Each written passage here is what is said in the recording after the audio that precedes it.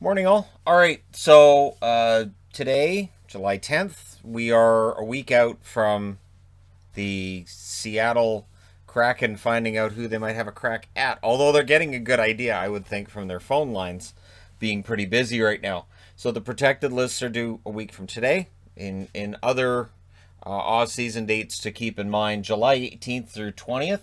That's where Seattle will then have a negotiation period with free agents that are left unprotected. So, pending UFAs, their phone lines may very well be busy as well during those 3 days. And then July 21st, of course, is the expansion draft. So, that is 11 days from today. That's at 8 p.m. Eastern, 5 p.m. Pacific. Yes, there will be a live stream. Yes, we'll be here for that. July 23rd, that's round one of the entry draft. And I put on the board in red 8 Eastern because normally that's when it is. I couldn't find actual confirmation. I was pretty sure I'd found confirmation months ago that it would be at 8 o'clock Eastern, 5 o'clock Pacific. And then on the 24th, we have rounds 2 through 7, which normally start at noon Eastern, which is 9 a.m. Pacific. So I would think those times stay the same, and that's rounds 2 through 7. So that's where things are happening fast and furious. And I may change up how I track that on the boards this year. We'll see, but I may very well change how I track that. And then on July 28th, free agent frenzy begins, as all the free agents are due. And yeah, that starts at noon Eastern. That is confirmed 9 a.m. Pacific. You'll also notice I got a brand new cat tree. It's bigger, it's nicer. Bigger still on the other one. Shadow's been on this one. I got that for them as a present for all their help with the channel. Because there's people who watch. It's funny because I do get a lot of comments like, I don't watch this guy's cats. That started when the channel first started out. People arguing that as long as you have cats, you're not going to be able to grow your channel. See, he heard me talk about the new cat tree. So he likes. See, there you go. He laid it right down. He's fine. So it is taller than the other one too. So and there's three beds on this one. So there's no reason three cats can't exist in harmony other than they're cats. But yeah, so there you go. Anyways, just a little added content for all you fine people out there. Speaking of Seattle, they announced their preseason dates, which I would have done a video on yesterday, but there's not really a lot of information here. But there's something interesting, and I know that if you're a Seattle fan and you're looking forward to watching preseason games in Seattle at the new arena, you're going to be disappointed. But their home games are September 26th against Vancouver, October 1st against Edmonton, and then October 2nd against Calgary. Their road games, they're at Edmonton on the 28th. At 29th, they're at Calgary. And that's in September, of course. And then on October 5th, their preseason rounds out against Vancouver. What's interesting to me is the start date for next season has been set at October 12th, being where they want to start. I can't see there being a full week between the end of a preseason and the start of a regular season. So maybe this is an indication that regular season gets bumped up by a few days. Maybe it's on October 9th. So we'll see. We'll see if there's a full week in between their preseason games and the start of their regular season. But their home games will not be played in Seattle. The first one against Vancouver will be played in Spokane, which I think is great. Spokane is a nice long drive from Seattle. We took that drive a few years ago. It takes a while. Bring a book. They're also playing in Everett at home against Edmonton. That'll be in Everett, and then Kent will be the host for the game against Calgary. So honestly, I think this is great. I think it gives a chance for people around the state to get interested in what's going on with Seattle. Spokane has a long history of hockey anyway, so it's kind of cool that the first ever Seattle preseason game will be played in Spokane. But if you're in Seattle and you're kind of irked because you're like, well, I wanted to watch our first preseason game here. I'm not driving all the way to Spokane. I completely understand not wanting to drive all the way to Spokane. I get it. I do. So yeah, we'll see how those games go for them. I remember watching a preseason game between Vegas and Vancouver before Vegas's first season, of course, in Vancouver's division, and Vegas beat the living you know what out of them. And I thought, well, Vegas isn't going to be very good. So what is this saying about Vancouver? Well, they ended up being pretty darn good. So yeah, we'll see how Seattle does in the preseason and whether or not that changes people's minds on anything. And we'll see how the expansion draft goes too, right? So, Elliot Friedman is reporting that extension talks have begun with Johnny Gaudreau. And they should. Johnny Gaudreau is due next summer. So, since his contract, he's in the final year of it, you want to sit down with him, figure out how much he wants, how much you're willing to spend on him, and get some kind of an idea so you know whether or not you're going to hold on to Johnny Gaudreau or if he's going to end up moving on to another organization. It's interesting with Calgary because there's been some success with this core, absolutely, and I think they're a very talented team, but the lack of success and this year failing to make the playoffs, it shows that something has to change. So we'll see if Gaudreau ends up signing an extension and if somebody else ends up being on their way to town, or if Gaudreau wants more money or more term than what they're willing to give him. So we'll see. It's still in the very, infancy stages of things in negotiations. So Buffalo's calling Seattle.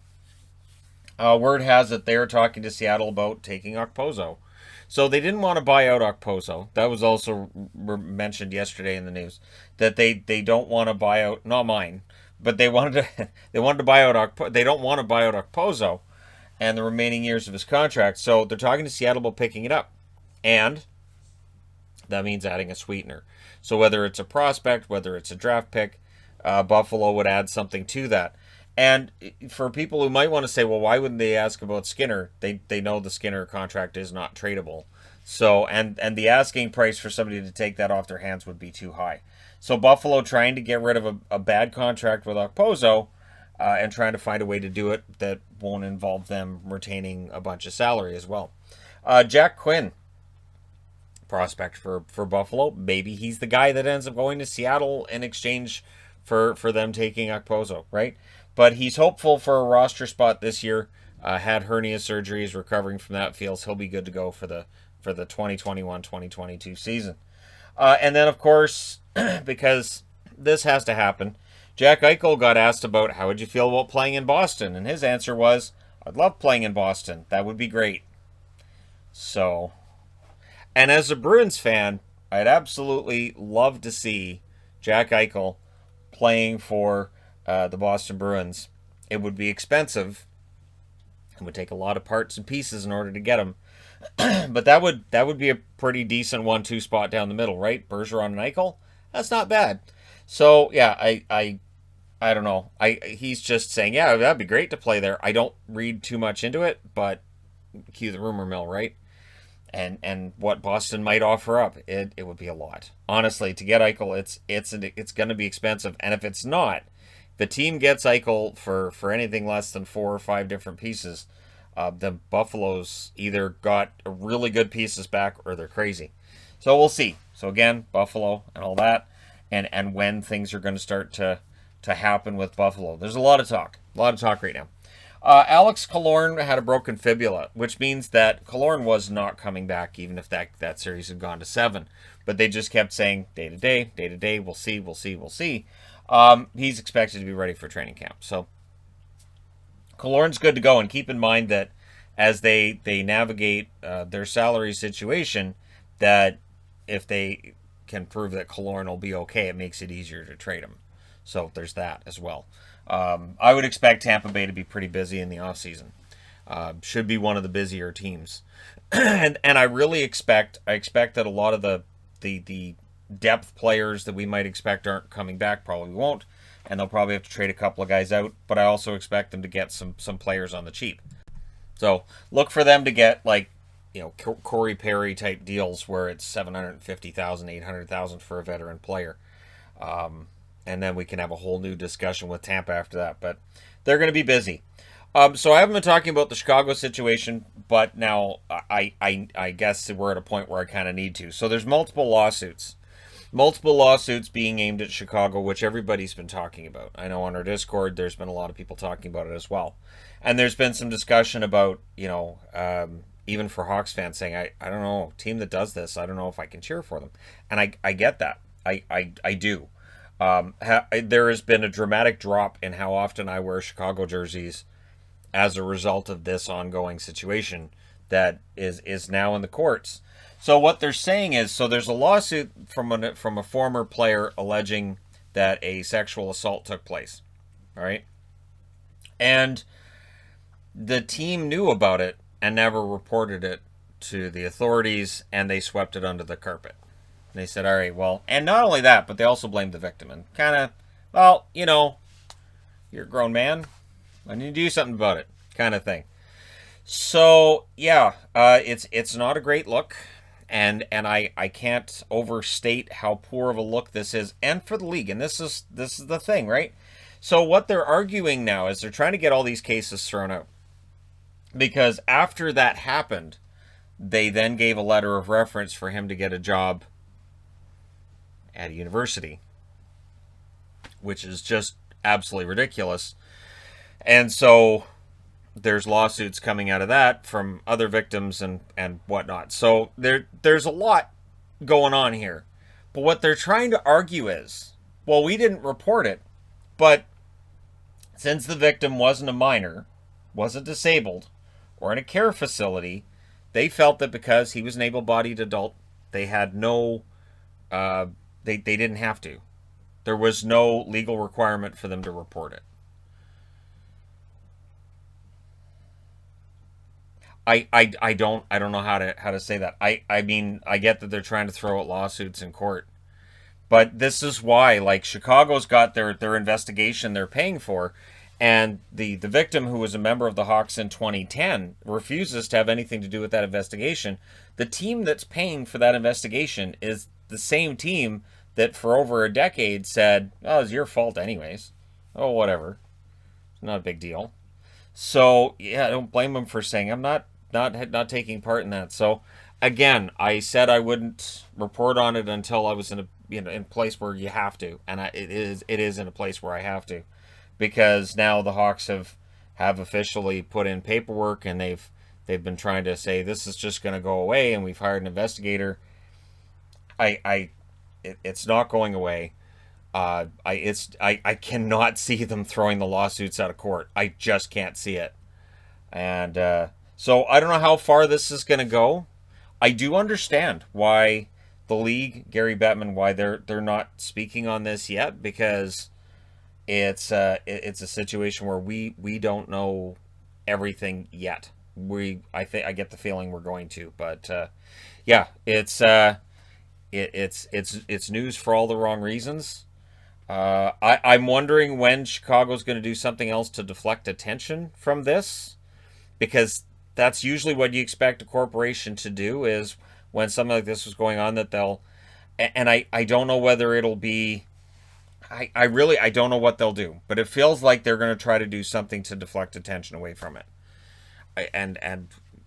I can't see that working. It's been just insane reading up on this for months. Again, as I've explained before, on TSN, Rick Westhead has been reporting on this the whole way through.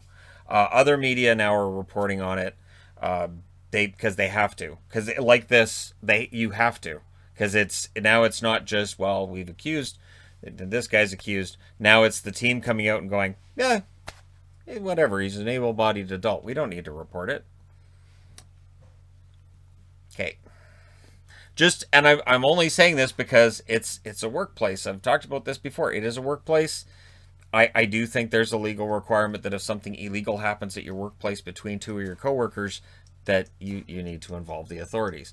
It would be no different than at certain jobs if you are assaulted by one of your coworkers. If somebody, you're in the locker room, you're getting ready to go home, a guy comes in and beats you up, you go upstairs and go, hey, so HR, that guy beat me. I'm not calling the cops. Well, they still should contact authorities.